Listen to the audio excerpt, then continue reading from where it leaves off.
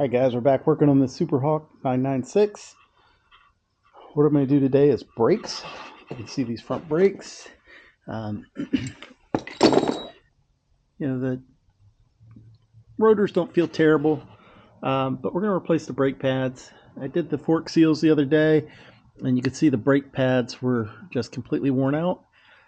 So what I'm going to do first, you're going to need a few tools. You'll need, here's what I've got out. Screwdriver, an 8mm Allen, and screwdriver, a pair of pliers. And what I'm going to do is we're going to first drain some of this brake fluid out, because I filled it up all the way when I bled the brakes. But we're going to go ahead and just suck some of that out, because when we compress the brake calipers, we don't want it overflowing and spraying brake fluid everywhere. So we're going to take the cap off and extract some of it out. So you will need something to extract that fluid as well. I use an older hand pump. I'll show it to you in a second. And we're going to go ahead and do that first. Always put a rag or something down underneath your reservoir just in case anything leaks out. All right, so I'm going to go ahead and remove these screws, which shouldn't be on too tight because just had it off.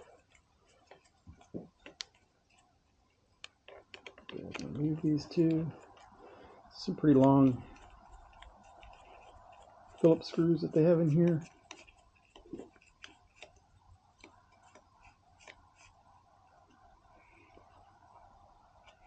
Going to remove those.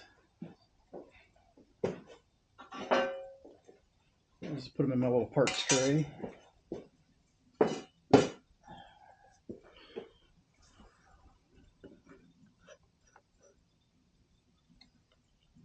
Take this off.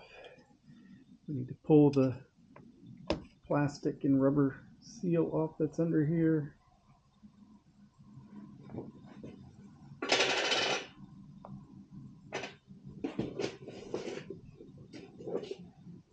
And like I said, I have a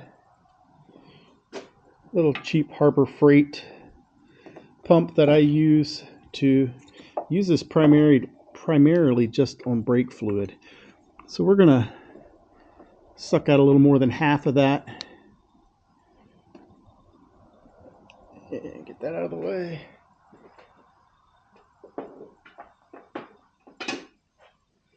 All right, so now I'm going to put the lid back on this, but we're going to then go ahead and pull the brake calipers off next. This brake caliper here has a center plug that you remove here, and then you can get to the Allen that holds the brake pads in. It's a 5mm Allen, so we're going to go ahead and take that out next. All right, what I should have done is left this caliper on, because I had to put it back on just to get this Allen out, because it was seized in there pretty good. So I just put it up here and just finger tighten the screws a couple of times just to hold it in place. Make it a little easier than trying to hold it in your hand and undo the Allen. So however you decide to do it, but this was really easy. So I'm going to go ahead and take these pads out now. Okay, before I pull the pin all the way out, you want to remember which way the spring is in. You can see that there's a little curved end of the spring up here at the top of the caliper, and down here below it's a little shorter. So just try to remember which way it goes. It'll probably only be able to go on one way, it looks like. So I just want to make that mental note while I'm looking at it, so you don't get frustrated trying to do something backwards when you're going to put it back together. So I'm going to go and pull the... Okay, as you can see on this piston, there's a layer of crustiness there where it's been stuck out and just built up brake dust and everything else. I didn't want to just shove that back past the seal and damage the seal and then cause it to have a caliper leaking. So I pressed the brake a couple times, pressed those out.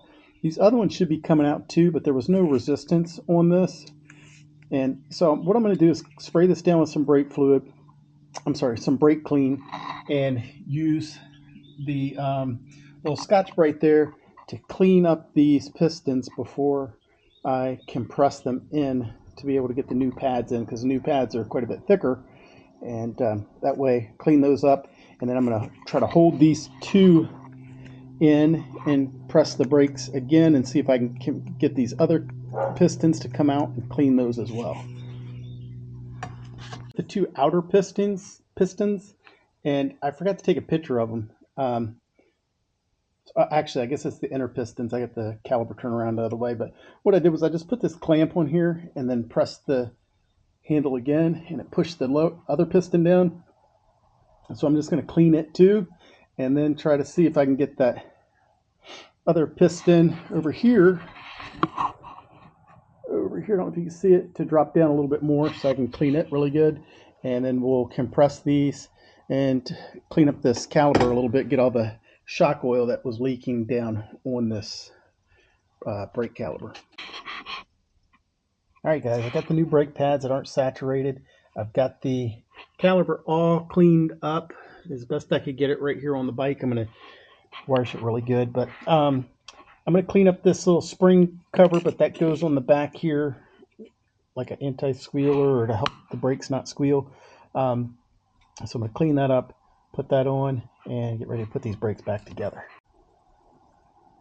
All right, guys, one thing I forgot to mention was I also like to take some Scotch-Brite with some brake fluid on it and go around and clean the rotors. I try to do this every time I change any brake pads, but also this one very much so, because the fork seals were leaking down onto the brakes. So I want to make sure this rotor is not contaminated anymore before we put any new brake pads on it. So I want to make sure that's nice and clean. So that's what I just finished doing. So now we're going to put the brakes on. Like I said, don't forget these little covers that are on the back of your brakes. I can't think off the top of my head what they're called, but little squealer plates that go off the old pads onto yours, new ones, and then we can put all that back together. Got them all cleaned up, got it back in there. Everything looks good. I put the pin back in the center of the pad here, put the plug back on, put the caliper bolts on. I'm going to go ahead and torque these down. I think we're good to go on at least the left side. Do the right side the same way. If there's any other difference, I'll let you know. But I think this is probably going to be all you have to do for your brake pads. Pretty simple job. Just the main thing is cleaning everything up that has gotten contaminated or is just dirty. So always clean your rotor, clean your pin, and all of that. I didn't show that I did clean the pin. I usually put it on a wire wheel, clean it real good, and then just put a super thin layer of waterproof grease on it, just super thin, because you don't want anything getting wet and running down on your brakes. So I use just a very thin layer just to kind of keep it clean and keep everything sliding. So that's how you do your front brakes. Like I said, if there's any difference on the other side, I'll show you, but should be good to go. Thanks for watching. Please like, subscribe, and be more to come on this bike and other bikes, and hope this is helping you out.